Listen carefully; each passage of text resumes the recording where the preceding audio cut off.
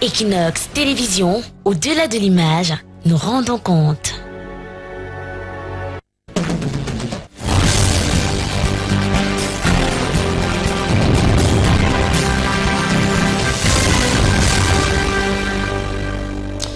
Tonight, a miner in search of gold dies in Ezeka, center region of Cameroon. This newscast will tell you why and how it happened. Also ahead, one person has perished following the heavy rain that battered the country's economic capital, Douala, in the early hours of this morning.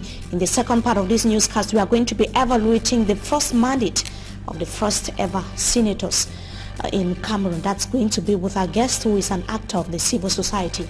Those are headlines. Stay with us. We shall be right back.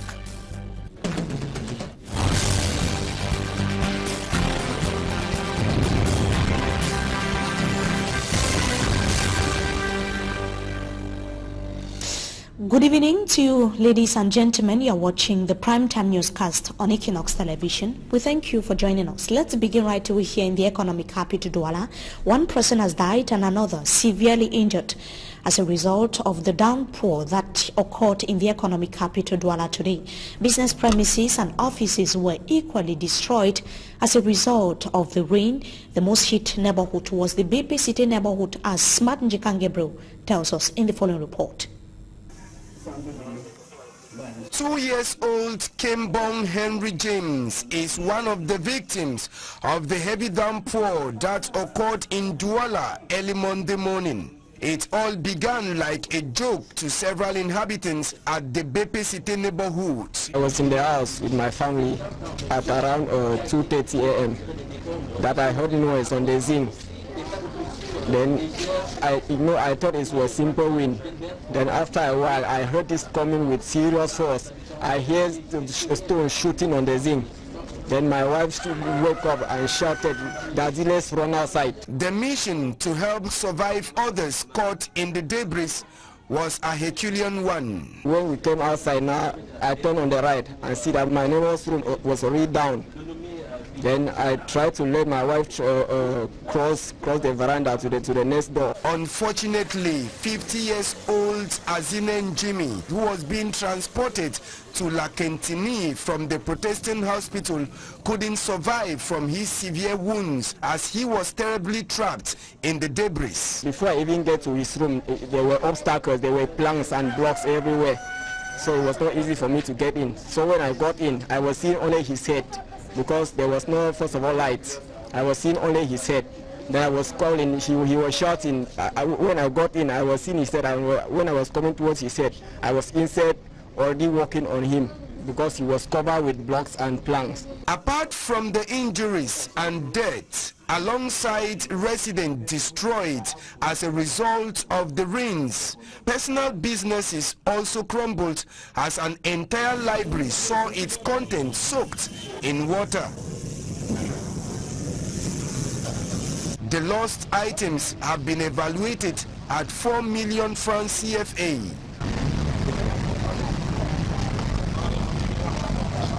The treasury at Aqua also felt the effect of the rains as its roof was taken off by the heavy winds that accompanied the rain, leaving its director to the open air. Notwithstanding the roof that was swept away, it didn't disturb workers who were present to serve their clients. The rainy season yet to begin, but the impact already been felt in some parts of the country's economic capital, Douala. Now 13 recently promoted elements of the Special Amphibious Battalion, that is the Special Battalion in Tico of the southwest region of the country, received their epaulets. That was this weekend. They pledged to remain steadfast in defending the country's territorial integrity. Derek Jato tells us more in this report. Promoted to higher ranks last March 28, 2018, the 13 element of the Special Amphibious Battalion here at the Tico camp, before their commander Colonel Kevin Gande, received their epaulets as senior warrant officers, staff sergeant, lance corporal and corporal.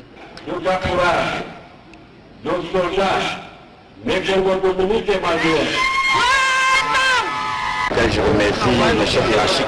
Appreciating their hierarchy for recognizing hard work, the laureate promised to keep alive the tenacity that has brought them this glory.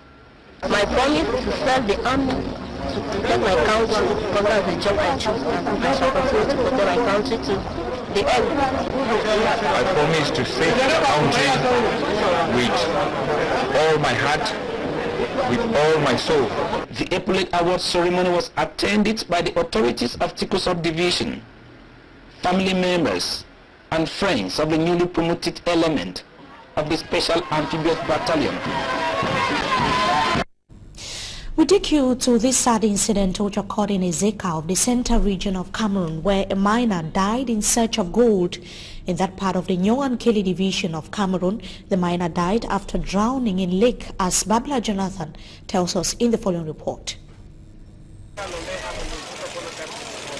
He went in search for gold. He got a piece of it, but will never return home with it. An inhabitant of Ezeka in the Nyon-Keli division, Central region of Cameroon, dead in the quest for gold. He is said to have plunged into the lake in a bid to recover a piece of gold that fell off his hand into the water.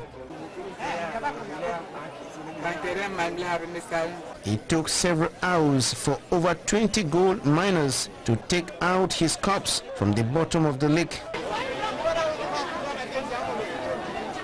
And this is the peak of consequences of illegal gold mining in Ezeka. It had been banned by the Nyon-Keli divisional delegate of the Ministry of Mines, Industries and Technological Development, but the miners have continued violating that administrative order.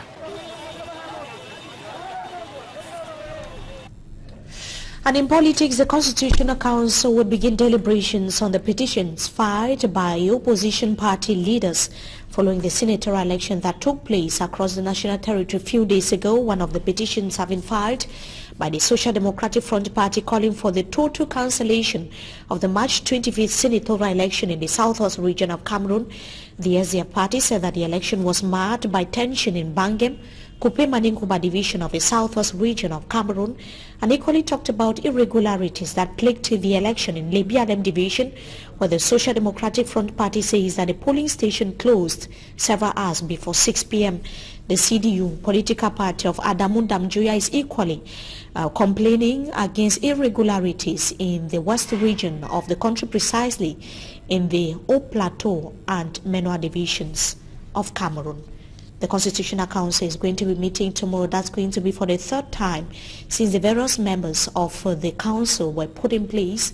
It should be noted that they had met during the two previous sessions. It was to review or deliberate on the various petitions filed as far as the prior to the senatorial election.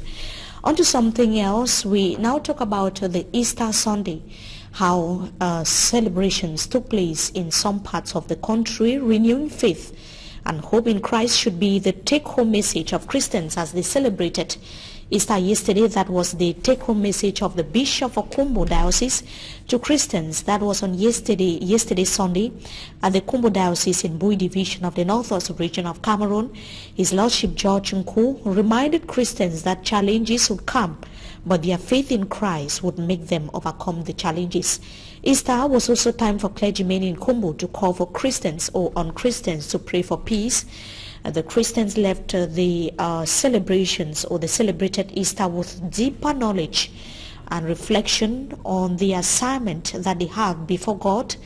They indicated that it is time to pray for peace in Cameroon in general. Let's now have the excerpts respectively of the Bishop of the Kumbo Diocese in the Northwest region of Cameroon and a Christian of the parish. They were speaking to our correspondent in Kumbo, Chris Confon. Take a listen. To all who believe in Jesus, it will bring upon our tombs. Easter, we know as one of the, according to our Christian tradition, the most important feast, most important key events in the history of mankind. And it is because it reassures us that in spite of all the troubles and all the become a visible presence and attack of the devil, Jesus Christ through the resurrection has fought the battle and won the battle. Now, all we need to do as Christians is that we must unite ourselves through our baptism with the power of the living Christ to conquer in every way in our lives the forces of darkness in the world. Christ is the light of the world, and it's conquered the darkness. And that's why we sing hallelujah this time. We know that Christ is risen. But whatever the troubles, and the troubles will be there, we have a companion who has conquered and we united. That's the basic thing. And that's what keeps us going. In the heart of all the darkness and all the trials and all the difficulties we have, Jesus accompanies and he has risen and he has conquered them. He has conquered all the forces of darkness. That's what we celebrate. I think it's to me what the Christian should do is reflect over the last 1 year, and you do everything to work in consonance with the preaching of the gospel and do everything to practice it. Yeah, I think Easter to me is the most important day of the church days, because it's a day of fulfillment. It's a day that gives hope today to mankind, otherwise will have completely perished. So I consider it as the most important day in the calendar of the church.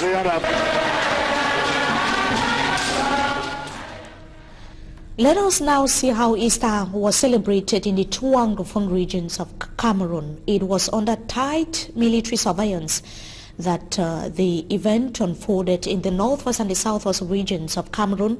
Police officers were deployed on the different prayer and worship grounds to guard against any possible attack from some yet to be identified individuals. Let's have the details of that report with Babla Jonathan. Forces of law and order on alert watching over Christians on Easter Sunday in Tombel in the southwest region of Cameroon. Christians celebrate the resurrection of their Lord and Savior, Jesus Christ, under tight security in a region hit by socio-political and security crisis for more than a year.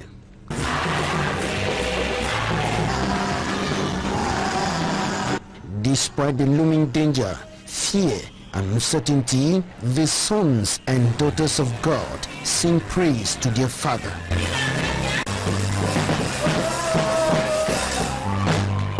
They are comforted by a message of liberation conveyed by the Easter feast. Jesus Christ has risen, and so this day we are celebrating this great event. A message of reconciliation, a message of liberation. That is a message that as God raised Jesus Christ from death, therefore we should raise people who are in desperate situations, we should raise them up, and God is going to bless us. That is the message of today, and that is our context for Easter in Cameroon, in Tombe, and everywhere. To those who have lost their dear ones, encouragement to our leaders that we can sit together in dialogue so that this situation in Cameroon can be destroyed and then the enemy can be put to shame. They are praying for peace to return to the southwest region, northwest region, and Cameroon as a whole. And in news out of Cameroon, the South African anti-apartheid fighter Winnie Mandela has died at the age of 81. Her death today was confirmed by her personal assistant. Winnie Mandela was the former wife of the South Africa's President Nelson Mandela. The couple famously pictured hand in hand as Mr. Mandela walked out. That was out of prison after where he spent about 27 euros. And it should be noted that Winnie Mandela has equally been fighting against apartheid, that is for several decades. However, she became tainted in the recent years, legally and politically. Her family is yet to make an official statement following her passing. And that brings us to the end of this first segment of the news. Up next is Talking Point. Stay with us. We shall be right back.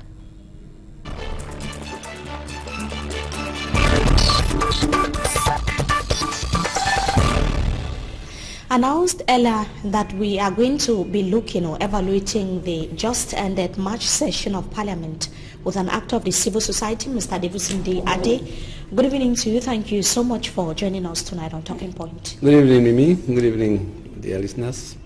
Thank you so much for coming once again. Now, the mass session of Parliament has just ended. It's time for us, as I indicated, to assess the achievements of the people's representatives who have been there for 5 years now. They were elected and appointed since 2013. First of all, before we assess what they have been able to achieve or their failures, of course, let us first of all take a look at the March session of Parliament. What were you able to retain during the just ended parliamentary session? I'm afraid not very much. I think the March session hasn't been very different from their 5 years mandate. This is a parliament that is just follows orders. They have no independent debate. They don't seem to be talking on behalf of the people. They seem to be echoing what their champion says. We saw a quite different National Assembly in November 2017. We saw how the Social Democratic Front was demonstrating, yes, calling for the need for the Anglophone crisis to be included on the agenda. Yes, but and it was a practically different scenario in March. We all saw that, and we saw typically what happened or what failed to happen. It didn't move the majority one bit.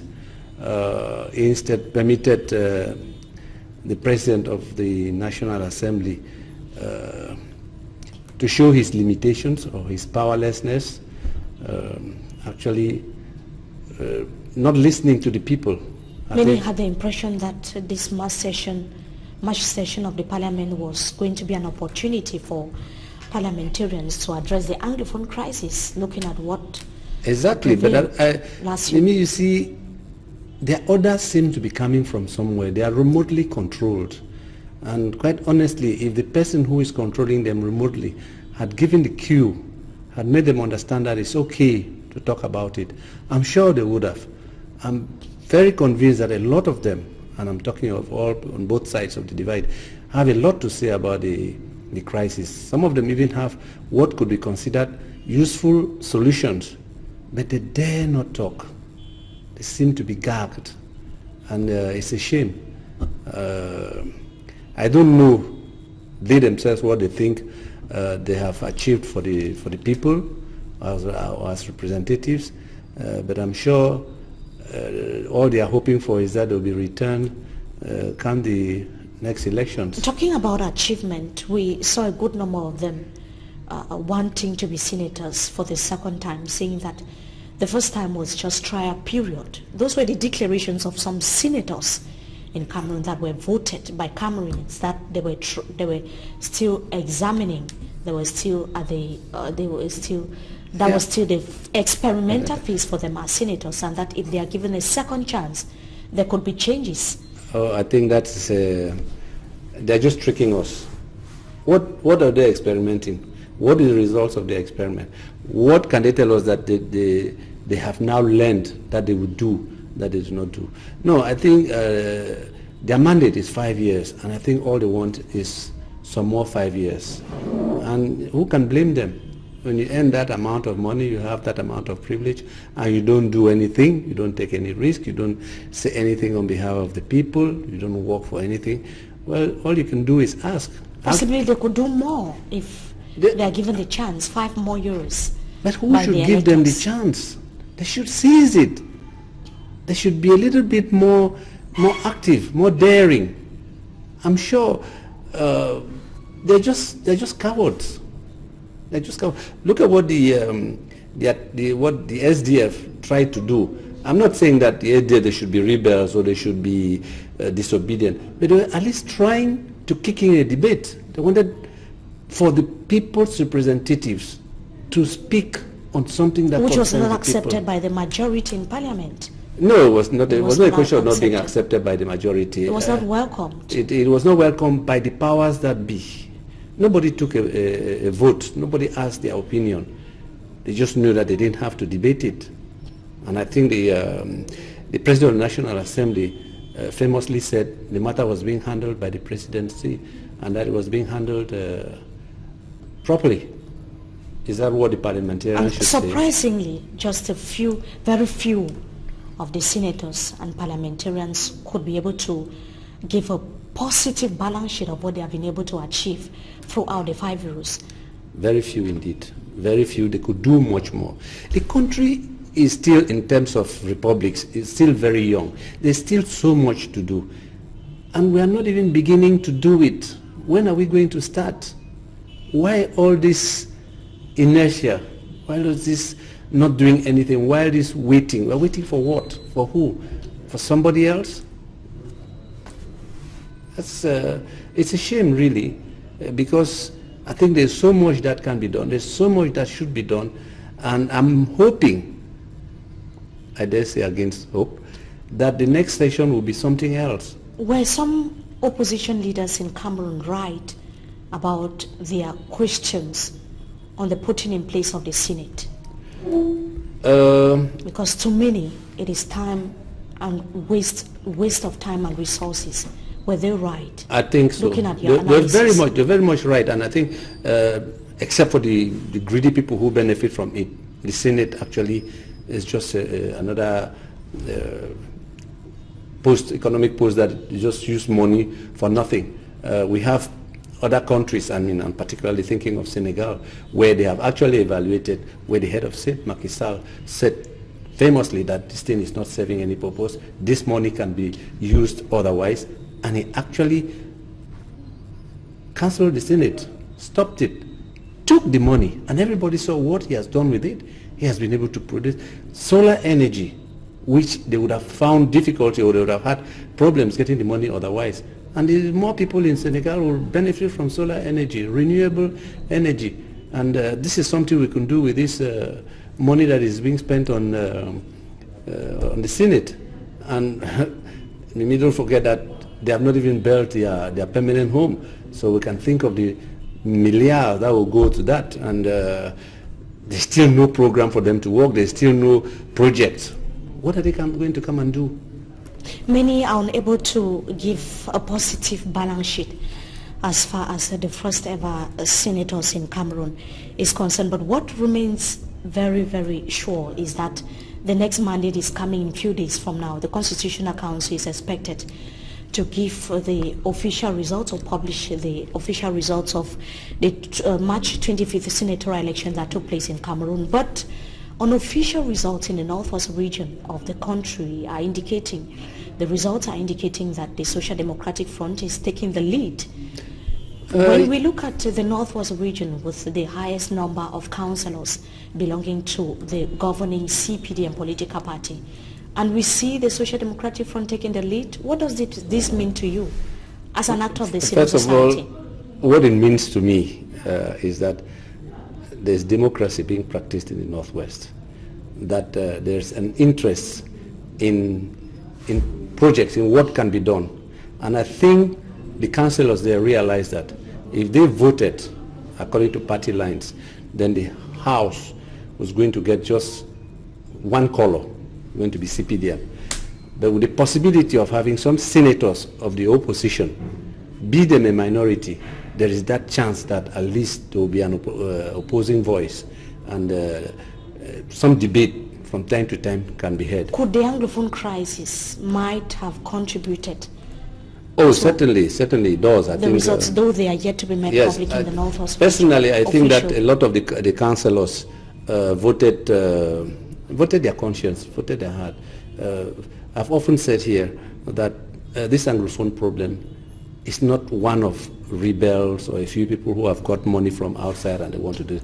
It's something that people feel dearly. It's a pity there is no way of asking the people sincerely in a vote,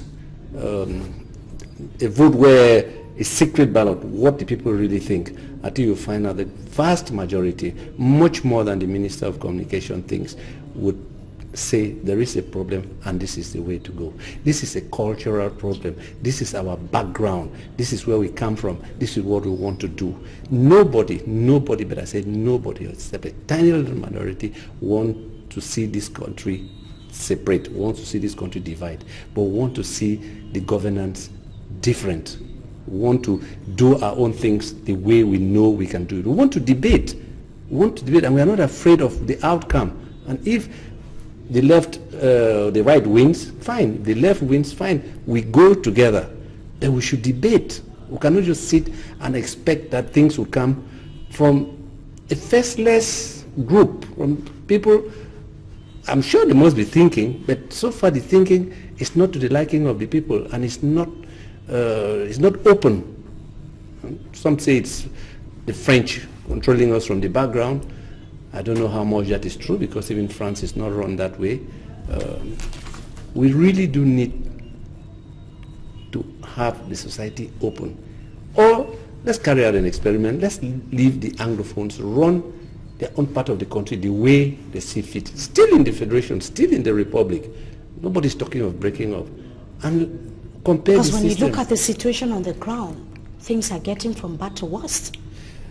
Yes, and I'm not a prophet of doom. The people keep deserting their various localities. Houses are set ablaze on a daily basis. There was a similar situation in the locality of Konye that Equinoxe television visited recently. I'm not a prophet of doom, but Mini Mefu, really believe me, things are definitely going to get worse before we can even think of it getting better. For one simple reason, there is stubbornness on both sides. Nobody wants to give in, and nobody feels he should give in, and that is sad. Why not have this dialogue that everybody has called for, that everybody talks of? I think everybody talks on both sides about dialogue. And where is it? Why can't we dialogue? Call anybody.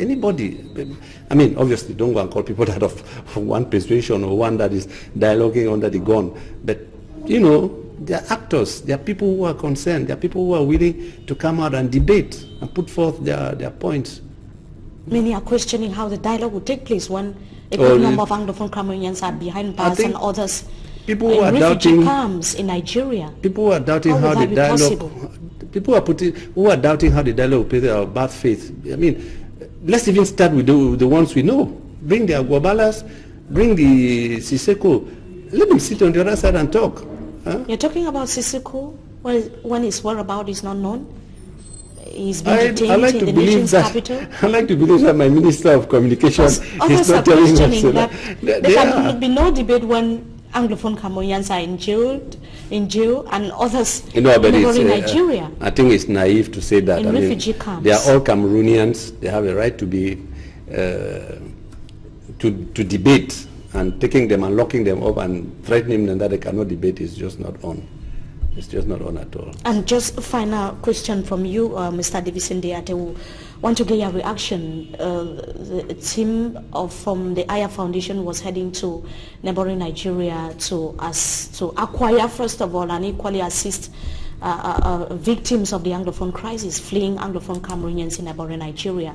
And they were barred from crossing to Nigeria. What is your reaction? My reaction is that we know no shame. We know no shame. We're making people famous, we're making them popular for no reason. These are people going to carry out humanitarian goods. These are people who are known, their positions is known. Why ban them? And then why make it faceless? And the officials tell you orders have come from above. Who is above was giving the orders? Thank you so much, Mr. Davison Deate, for joining us tonight on Talking Point.